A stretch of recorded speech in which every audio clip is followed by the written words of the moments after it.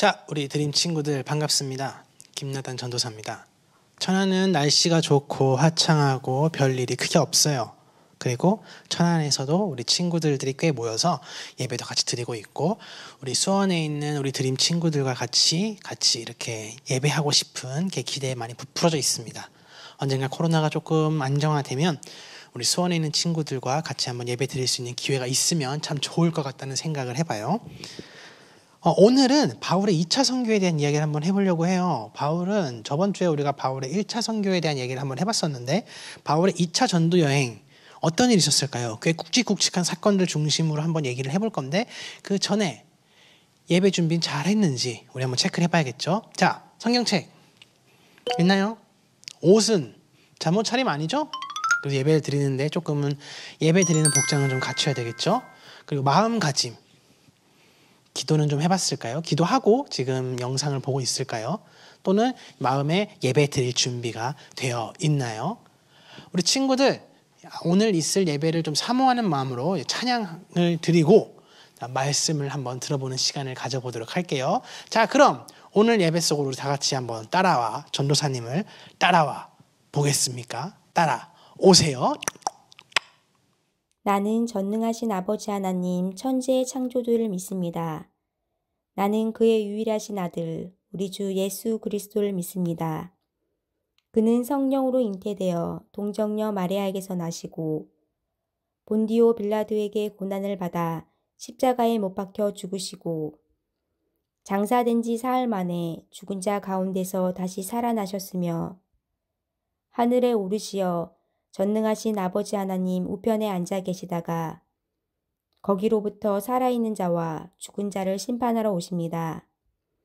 나는 성령을 믿으며 거룩한 공교회와 성도의 교제와 죄를 용서받는 것과 몸의 부활과 영생을 믿습니다. 아멘.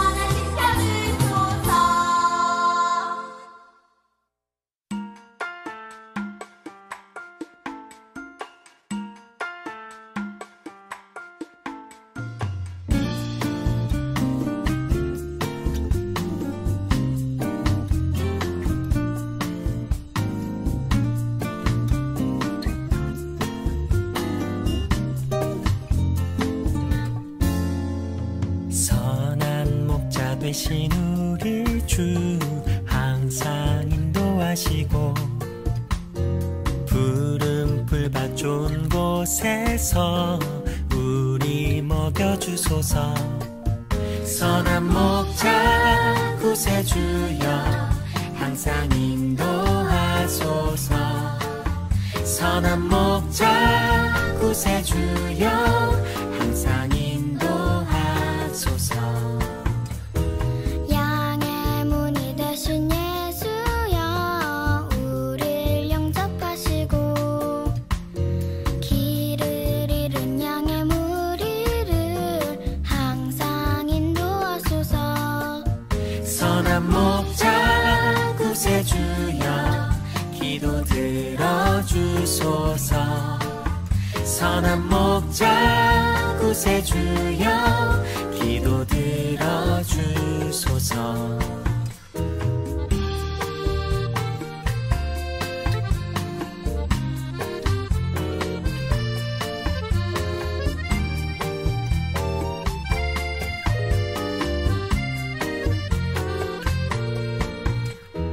일찍 주의 뜻을 따라서 살아가게 하시고 주의 크신 사랑 베푸사 따라가게 하소서. 선한 목자 구세주여 항상 인도하소서. 선한 목자 구세주여 항상 인도하소서. 선한 목자 구세주여 항상 인도하소서. 선한 목자 구세주여 항상 인도하소서. 항상 인도하소서. 항상 인도하소서.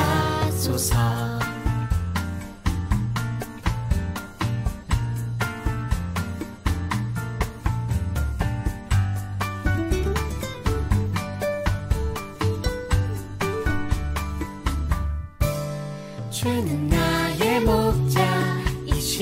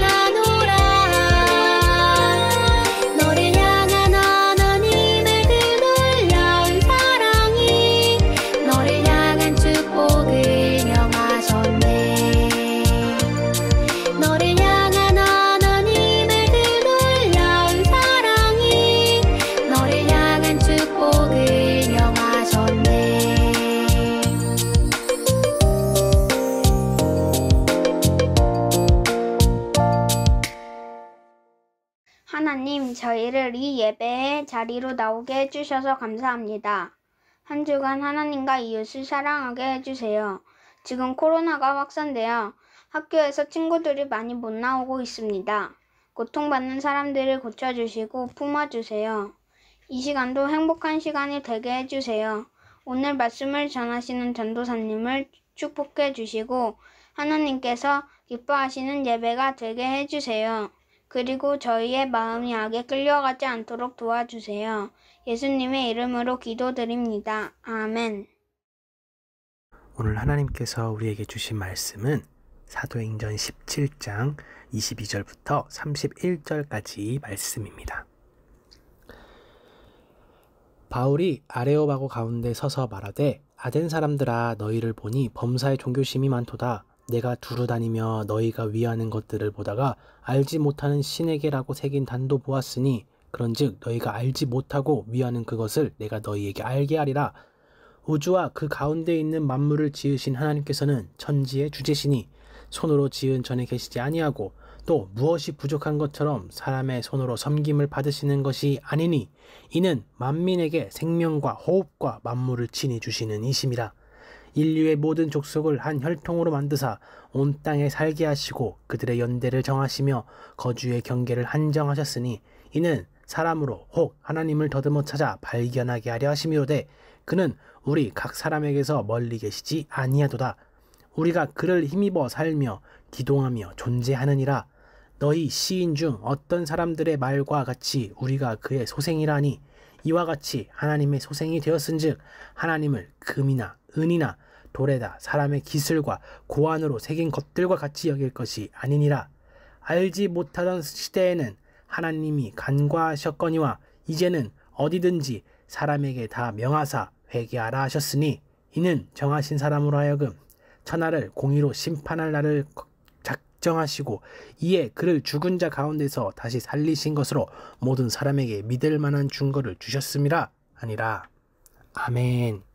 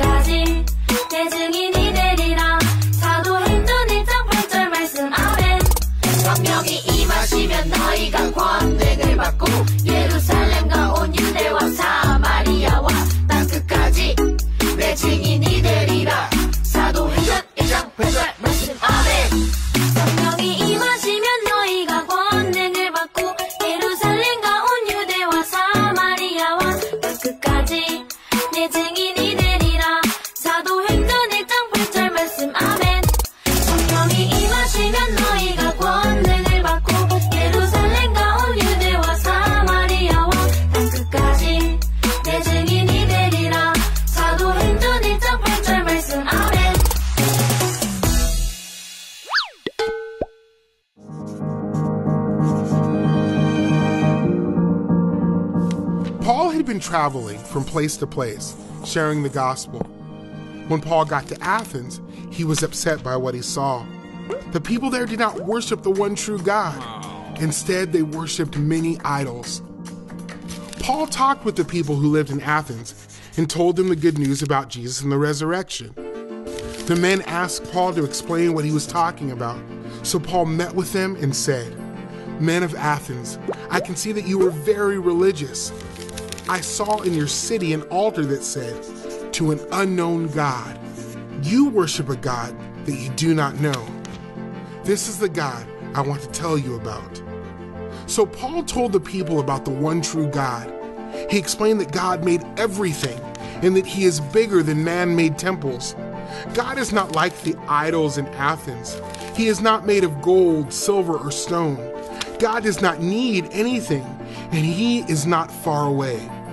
Paul also said, that God wants everyone in the world to repent, to turn away from their sin and turn to Him. God made all people, and they should all look to Him. Paul said, one day, God is going to judge the world in a way that is right. He has chosen Jesus to do this, and He proved this by raising Jesus from the dead. When the people heard about Jesus being raised from the dead, some of them laughed, but some of them wanted to hear more later. So Paul went away from their meeting. The men of Athens worshipped a false god whom they did not know. Paul explained to the men God's plan of salvation. He said that God is not like the Greek idols. Only God deserves our worship. Paul talked about Jesus and the resurrection. All people could know God because Jesus took the punishment for sin that separates people from God.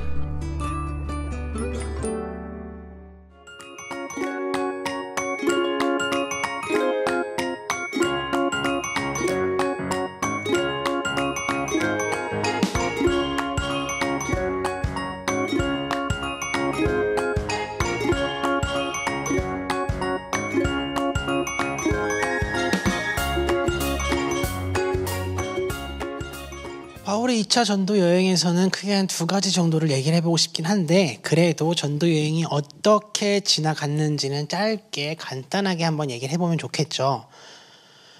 2차 전도 여행은 조금 1차 전도 여행과 다르게 좀 2갈래로 여행이 진행이 돼요. 그러니까 바울을 중심으로 오늘 얘기를 해볼 건데, 바울은 실라와 함께 여행을 떠나게 되고, 1차 여행 때 같이 갔던 바나바는 마가와 함께 동행을 하면서 따로 나뉘어서 여행이 시작됩니다.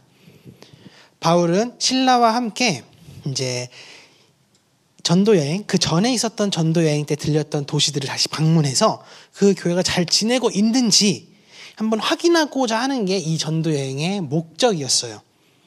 그래서 함께 시리아와 길리기아 지방을 다니며 성도들을 위로하고 교회를 강건케 했고요. 그 여행을 하는 도중에 디모데를 만나서 디모데와 함께 또 여행을 같이 다니게 됩니다. 그리고 이제 가장 중요한 사건 중에 하나, 이제 마게도니아에서 사건이 일어나게 되는데, 이 첫 번째로 이제 루디아라는 동역자를 만나게 돼요. 후에 바울 곁에서 든든하게 동역을 해주는 사역자 중에 한 명이에요. 동역자 중에 한 명이에요. 바울을 되게 도와주는, 물심양면으로 도와주는 이 루디아를 이 마게도니아에서 만나게 되고, 또 귀신의 힘을 빌려 점을 치던 여종을 그 여종이 귀신을 떠나게 해버리는 사건이 일어납니다. 바울이 귀신을 쫓아내버려요. 그러자 그 주인이 이 바울과 실라를, 이 전도여행을 했던 무리들을 다 감옥에 가둬버리게 하죠. 신고를 해서 감옥에 갇히게 됩니다. 밤중에 이제 지진과 함께 감옥문이 열리게 되는 사건이 일어나는데, 이 사건으로 이 감옥을 지키던 간수가 자기의 일을 똑바로 못한 것 같다는 죄책감이 들어서 자살을 하려고 하는 사건이 일어나요. 하지만 바울은 그를 끌어안아줍니다. 자살하지 않게 말려주죠. 그리고 간수에게 복음을 전함으로써 이 간수는 복음을 받아들이는 사건이 이 마게도냐에서 일어납니다. 그 뒤에 감옥에서 석방된 바울과 실라는 루디아의 집에서 성도들을 만나서 그들을 위로했고, 그 뒤에 데살로니가로 가게 됐어요. 이 데살로니가에서 유대인들과 헬라인들에게 복음을 전하게 됐지만, 당시 이 바울과 실라의 그 활동을 별로 마음에 안 들어하던 유대인들이 이들을 시기했고, 바울과 실라는 그냥 데살로니가를 떠나게 됩니다. 하지만 바울이 떠남에도 불구하고 이 데살로니가에는 되게 이 복음과 이 교회가 확장되는 일이 일어나죠. 바울과 실라는 베레아를 향했고, 이 베레아까지 유대인들이 쫓아와서 이 바울과 실라는 아덴까지 옮겨가게 됩니다. 자, 이제 여기서 두 번째 중요한 사건, 이제 아덴에서 일어난 사건이 또 중요한데, 이 아덴에서 무슨 일이 있었냐? 이 아덴은 문화의 중심지였어요. 문화의 중심지였다라는 말은 당시, 요즘도 그런데 이 문화에 따라오는 게 종교일 수밖에 없습니다. 이 아덴 같은 경우에는 정말 문화의 중심지라고 했던 건 거의 모든 세계의 문화, 그 지방의 문화들이 거의 그쪽에 중심됐다고 보면 되는데, 그러다 보면은 이제 종교가 되게 많게 되죠. 우리나라만 해도 종교가 되게 많죠. 뭐 불교도 있고, 뭐 기독교도 있고, 그리고 뭐 천주교도 있고, 또 뭐 되게 많죠. 파생된 다른 종교들도 많고, 그러다 보니까 가짜 종교들도 되게 많은데, 이 아덴도 그런 종교들이 되게 많았어요. 근데 얼마나 많았냐면 알지 못하는 신에게라는 이런 우상도 있었거든요. 알지 못하는 신까지 섬기던 곳이 바로 이 아덴이었습니다. 자, 여기서 정말 신기한 건 뭐냐면 바울이 진짜 똑똑한 사람이라는 게 이 알지 못하는 신을 섬긴다는 걸 바울이 알게 되자마자 여기서 포인트를 잡은 거예요. 아, 알지 못하는 신, 이게 힌트구나. 그래서 바로 이제 알지 못하는 신, 사람들에게 얘기하죠. 난 너희들이 알지 못하는 신을 섬기는 걸 봤다. 내가 그 니들이 알지 못하는 신이 누군지를 얘기해 주겠다. 바로 그분이 하나님이다. 라고 이제 복음을 전하게 됩니다. 예수님이 돌아가시고 그리고 다시 부활하신 사건부터 그 부활로 인해서 우리가 죄와 사망에서 생명으로 옮겨졌다는 그런 얘기들을 하게 되죠. 분명히 몇몇은 되게 비웃었어요. 어떻게 사람이 부활을 하냐 하면 비웃기도 했지만 또 어떤 사람들은 동시에 그거에 대해 다시 한번 얘기해 주시겠습니까? 관심을 갖게 되죠. 문화가 발달됐다는 건 종교뿐만이 아니라 지식도 되게 많은 곳이었어요. 지혜를 되게 강구하던 곳이었고 학문이 되게 많이 발달됐던 곳이기 때문에 근본적으로 하나님을 궁금해했던 사람들이 바울에게 달려와서 하나님이 누구냐? 네가 전하는 그 복음이 뭐냐? 라는 걸 물어보기 시작합니다. 신들이 하도 많고 더 이상 여기에 어떤 신이 끼어들지 못할 것 같다라고 생각했던 그 지역에서도 이 알지 못하는 신, 알 수 없는 신, 그 포인트를 짚고 들어가서 하나님을 전했다는 거. 와, 정말 이거는 말도 못, 상상도 하지 못하는 뭔가 또 다른 생각의 전환이거든요. 근데 이거는 바울이 똑똑하기도 했지만 이 똑똑함의 근원은 어디냐? 복음에 대한 열정, 하나님에 대한 그 감사, 그 뜨거운 자기의 그 가만히 있지 못하는 그 자기의 그 열정에서 오는 바로 이 바울의 의지였던 것 같습니다. 바울은 성령님을 만나고 복음을 받고 나서 가만히 있을 수가 없었어요. 그렇기 때문에 전도 여행을 다니기 시작을 했고 하나님을 전하기 위해서 땅끝까지 복음을 전하기 위해서 되게 노력했던 한 사람입니다. 전도사님은 친구들에게 항상 말하죠. 우리는 복음을 알고 있는 사람들이에요. 그래서 그 복음을 알고 있는데 멈추는 게 아니라 그 복음을 전하기 위해 또 힘써야 되는 사람들입니다. 근데 복음을 전한다는 게 되게 한 가지 방법밖에 없다고 생각하는데 이 바울의 오늘 전도사님과 나누었던 이 일화는 복음을 전하는 게 되게 다양한 방법이 있다는 것을 얘기를 해주고 싶은 거예요. 친구들이 원하는 방법, 친구들만이 할 수 있는 방법으로 복음을 전할 수도 있는 거죠. 친구들이 하나님을 사랑하는 마음, 예수님을 사랑하는 마음을 가지고 깊은 기도로 성령님의 인도하심을 따라 그 복음을 전해보는 거, 그것을 한번 생각해보는 친구들이 되었으면 좋겠습니다. 나는 왜 복음을 알고 있지? 나는 이 복음을 알고 있으니 이제 앞으로 무엇을 해야 되지? 어쩌면 친구들이 있는 그 위치에서 그냥 최선을 다하는 것 자체가 복음을 전하는 하나의 길일 수도 있어요. 방법은 되게 다양합니다. 하지만 여기서 제일 중요한 건 복음을 전해라가 아니라 이 복음이 어떤 것인지 뜨겁게 인지해라 라는 걸 전도사님은 얘기하고 싶은 거예요. 친구들이 복음이 무엇인지 마음속에 새기고 이 복음이 얼마나 뜨겁고 얼마나 감사한 건지 매번 알아가고 시간이 흐르면서 또한 깨닫게 되기를 전도사님은 바라겠습니다. 우리 친구들도 잘할 거라 믿어요. 자, 기도하시겠습니다. 하나님 감사합니다. 바울이 그 복음을 감동을 받아 감사함에 가만히 있지 못해 복음을 전하기 위해 최선을 다하는 모습을 저희가 몇 주 바라보고 있습니다. 가만히 있지 못해 복음을 전하기 위해 여행을 떠나 그 열정을 그 복음의 그 감동의 여행을 떠나는 그 열정을 친구들이 느끼게 해주세요. 복음의 뜨거움을 우리 친구들이 느끼게 해주세요. 복음에 감사하는 친구들이 될 수 있게 해주세요. 삶 속에서 주님과 함께 살아가는 친구들이 되게 해주세요. 하나님께 감사한 삶을 살아가는 친구들이 되게 해주세요. 감사합니다. 사랑합니다. 오늘도 함께 하실 주님을 기대합니다. 예수님의 이름으로 기도드렸습니다. 아멘.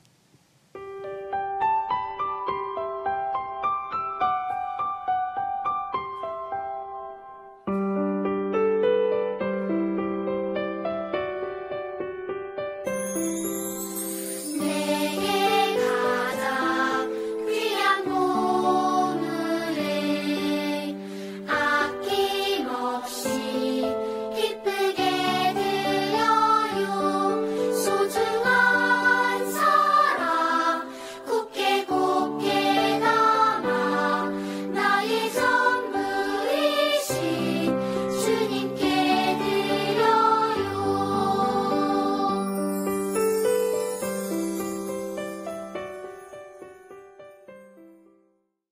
다 함께 헌금기도 드리겠습니다.